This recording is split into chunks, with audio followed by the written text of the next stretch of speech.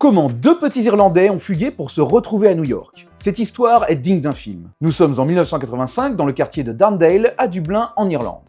Keith Byrne, 10 ans, et Noel Murray, 13 ans, jouent dehors en attendant que leur mère les appelle pour le dîner.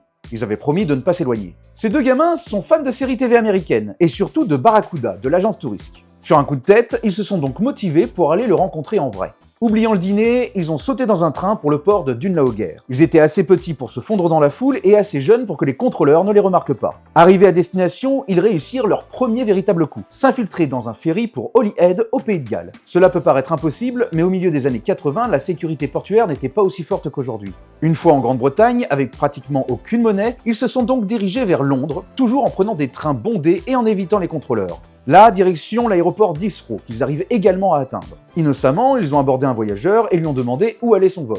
Il a répondu New York et c'était tout ce qu'ils avaient besoin d'entendre. Ils se sont donc mis juste derrière lui pour faire la queue. Interrogés par le personnel de la compagnie aérienne, ils ont expliqué que leurs parents étaient plus loin derrière eux dans la file d'attente. Et cette explication a suffi. Personne n'a demandé leur passeport, personne n'a vérifié leur âge et personne n'a vérifié leur version des faits. Les deux jeunes Dublinois ont donc embarqué sur un vol international d'Air India sans billet ni papier d'identité. L'avion était à moitié plein. À bord, on leur a proposé du curry pour manger et ils ont regardé le James Bond Dangereusement Vôtre pendant le voyage. À peine 48 heures plus tôt, ils jouaient à Darndale et là, ils traversaient l'Atlantique à toute vitesse. Lorsque l'avion atterrit à JFK, Keith et Noel n'étaient toujours pas détectés. L'aventure aurait pu continuer, mais à cause de leur innocence, leur chance tourna. Ils se sont approchés d'un policier et lui ont demandé le chemin pour entrer dans la ville. Il n'en a pas fallu plus pour l'agent qui a vite compris que quelque chose n'allait pas. Deux enfants non accompagnés avec un fort accent irlandais, sans bagages et sans parents n'étaient pas simplement perdus, mais des passagers clandestins internationaux. Loin d'être traités comme des criminels, ils ont été emmenés au commissariat, puis placés dans une suite d'hôtels sous surveillance constante. On leur apporta des sandwichs et des chips, de quoi les rendre heureux. Et de retour chez eux, en Irlande, ils devinrent célèbres.